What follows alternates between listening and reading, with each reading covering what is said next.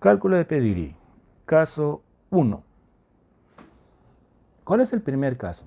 Recordemos, el primer caso está relacionado con el análisis de probabilidades de personas que todavía no tienen hijos nacidos. ¿De acuerdo? Que todavía no tienen hijos nacidos. ¿Ok? Siendo el rasgo autosómico recesivo. Como estoy viendo en este caso, ¿no? En este caso también yo tengo un rasgo autosómico recesivo. Por lo tanto, los afectados deben ser homocigotes recesivos.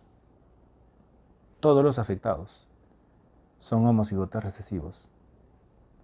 Como veo aquí, entonces, ¿quién es mi probando? Lo único que yo tengo es un signo de interrogación.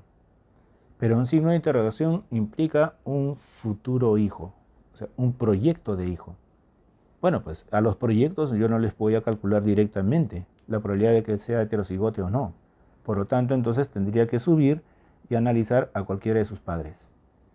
Pero en este caso me estoy dando que los dos padres en realidad pertenecen a la misma familia. ¿Sí? Tienen los mismos antecesores. Y en la familia tenemos historia de individuos afectados. Entonces, en este caso, cuando los dos padres tienen antecedentes familiares para la mutación, los dos van a ser los probandos. ¿De acuerdo? Los probandos.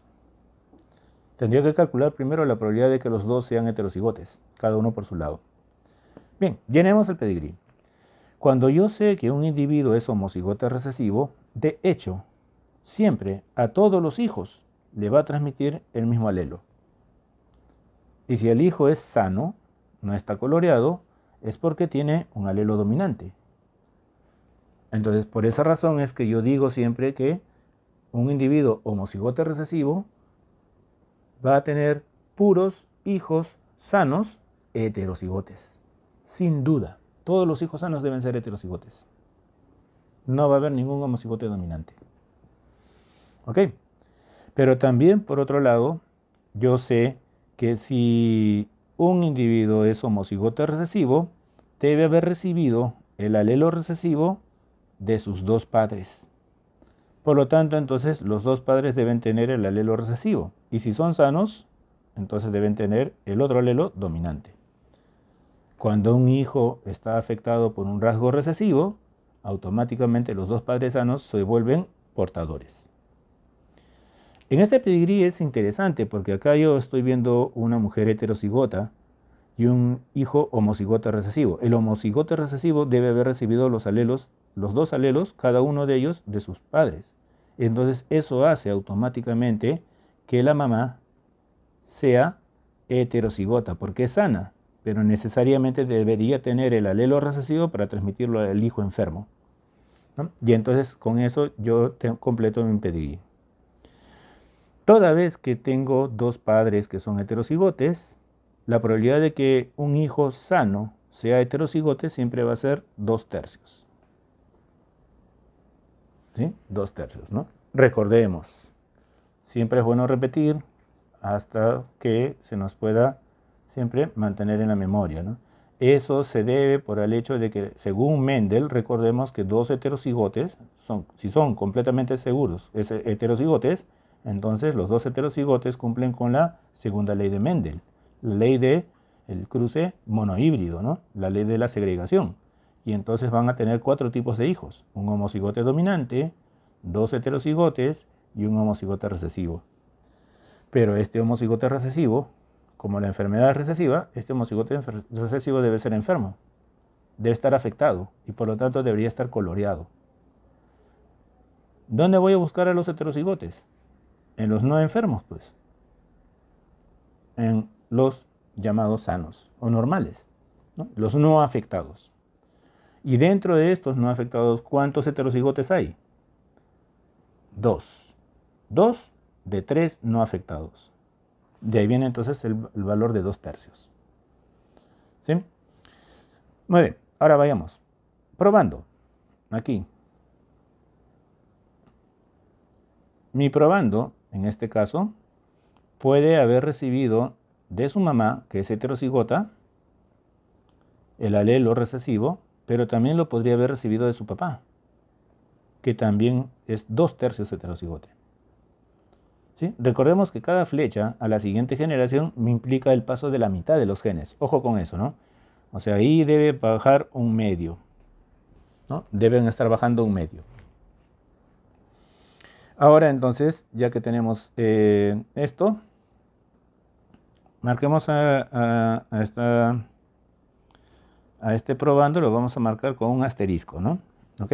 ¿Y para qué? Para hacer el cálculo de probabilidades en otro lugar. La probabilidad de que este primer probando sea heterocigote, la vamos a calcular acá. Según las premisas que tenemos, la probabilidad de que un individuo sea heterocigote cuando cualquiera de sus dos padres potencialmente puedan ser heterocigotes es igual a la suma de sus transmisiones. Entonces, ¿cuánto de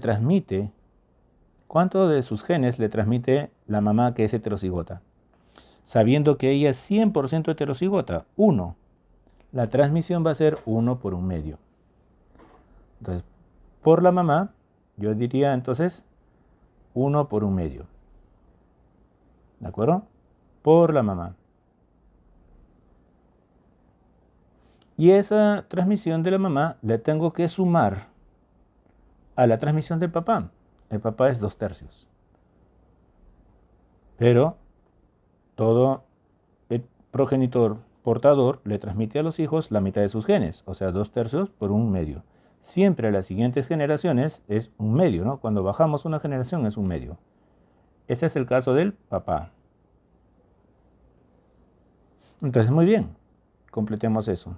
Heterocigote, 1 por un medio, más 2/3 por un medio es 2 por 1, 2, 3 por 2, 6, 2/6, pero simplificando esto es 1/3. Entonces tengo 1 medio más 1/3. Y eso es igual a 5/6. Entonces, mi probando que está acá con el asterisco, marcado con el asterisco, es 5/6. Esa es la probabilidad de ser heterocigota. Pero el otro probando, o sea, el cónyuge, ¿no? En este caso, la pareja también puede ser heterocigota, pero solamente por haber recibido de su mamá el alelo recesivo. ¿Sí? Como la mamá es 2/3 heterocigota, el papá no pertenece a la familia, no tiene ninguna conexión, no sabemos nada de él. Pues si no tiene ninguna conexión en el pedigrí es porque eso significa que por él no pasa el gen recesivo. Él debe ser homocigote dominante, por lo tanto no cuenta. Solamente voy a tomar en consideración a la mamá. 2/3 por un medio. Eso es lo que le está transmitiendo al hijo. 2/3 por un medio es 2/6. O sea, simplificando, el hijo debe ser 1/3 de probabilidad heterocigote. Y ahora tengo entonces o bien la mamá transmitiéndole la mitad de sus genes, o bien el papá transmitiéndole la mitad de los genes. Cualquiera de ellos o los dos a la vez pueden transmitirle el alelo recesivo. Entonces, finalmente, mi signo de interrogación. Dos posibilidades. Una de ellas, cualquiera de ellos, solo uno de ellos le debe haber transmitido el alelo recesivo, por lo tanto el otro debería ser dominante. Entonces, mi signo de interrogación puede ser heterocigote. La otra posibilidad es que los dos padres a la vez le transmitan el alelo recesivo y por lo tanto lo transformen en homocigote. La probabilidad de que el signo de interrogación salga heterocigote está relacionado con la suma de las transmisiones de la mamá, ¿no? Entonces voy a repetir lo mismo que vimos con el caso del asterisco, ¿no? Del individuo que estaba marcado con el asterisco. ¿Okay? Voy a sumar las transmisiones de su papá y su mamá. O sea, para el signo de interrogación esto sería, de la mamá sería 5/6 por un medio, más, en el caso del papá, 1/3 por un medio. ¿Ok? Eso es 5/6 por un medio, es 5/12, más 1/3 por un medio es 1/6. 1/6 es igual a decir 2/12, o sea que esto debe ser 7/12. Esa es la probabilidad de que mi signo de interrogación, el futuro hijo pueda salir heterocigote.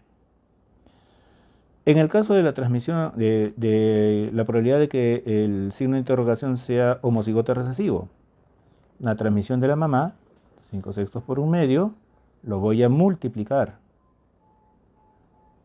con la transmisión de el papá, ¿no? 1/3 por 1/2. Igual, ¿no? Eso me sale 5/12, pero por 1/6. 5 por 1, 5. 12 por 6, 72. Y esa sería entonces la probabilidad de que el futuro hijo de esa pareja podría salir entonces homocigota recesiva. Y completamos entonces la resolución.